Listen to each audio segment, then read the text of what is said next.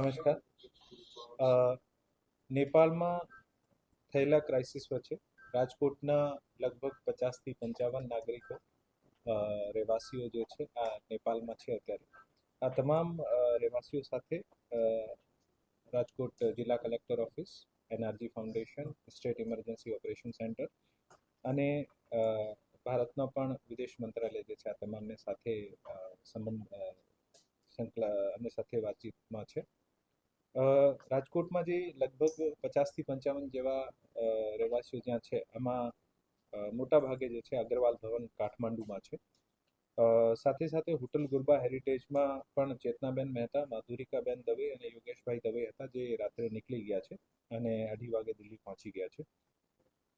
પશુપતિનાથ મંદિરની પાછળમાં શ્રી વિઠ્ઠલભાઈ ભાલિયા, કાંતાબેન ભાલિયા, રમણીકલાલ સાવલિયા, ઉર્મિલાબેન સાવલિયા, મગનલાલ ધડુક અને હંસાબેન ધડુક આ લોકો બાય રોડ નીકળી ગયા છે અને લુંબીની થઈને ઇન્ડિયા આવવાના છે.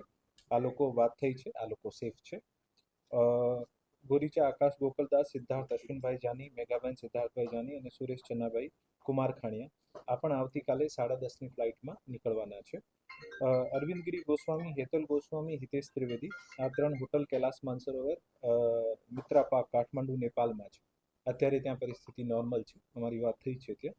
અને આ લોકો પણ આવતીકાલે સવારે 4 વાગે લગભગ ત્યાં સવારે 10 વાગ્યાથી સાંજે 6 વાગ્યા સુધી કર્ફ્યુ હોય છે, જેથી રાતના અર્લી મોર્નિંગ 4 વાગે આવતીકાલે ત્યાંથી બાય રોડ નીકળવાના છે. અને સાથે સાથે શ્રી ધીરુભાઈ ચીકાણી અને શાંતાબેન ચીકાણી જે છે અગ્રવાલ ભવન કાઠમાંડુમાં છે. અને સાથે રાજકોટના આના ગ્રુપના 20-22 માણસો અને બીજા 15 માણસો એવી રીતે લગભગ 30 થી 35 રાજકોટના રહેવાસીઓ જે છે અગ્રવાલ ભવન કાઠમાંડુમાં છે. અને આ લોકો 21 તારીખ સુધી ત્યાં રોકાવાના છે. અને સાથે વાત થઈ છે અત્યારે સ્થિતિ ત્યાં આના વિસ્તારમાં નોર્મલ છે અને આ લોકો ખૂબ સારી રીતે ત્યાં રામધૂનનો આનંદ લઈ રહ્યા છે.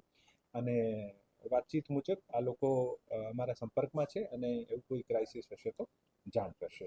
આમ રાજકોટના આશરે 50 થી 55 નાગરિકો રહેવાસીઓ જે છે આ ત્યાં નેપાળ કાઠમાંડુમાં વિસ્તારમાં છે અને તમામ સંપર્ક સાથે છે. જે અગ્રવાલ ભવનમાં છે જે વધુ 30 માણસો છે આની લિસ્ટ બનાવીને અમે ત્યાં મેનેજમેન્ટ સાથે વાત કરી છે અને આને માંગી છે. આ લિસ્ટ આવશે પછી આની માહિતી પણ આપને જાહેર કરવામાં આવશે.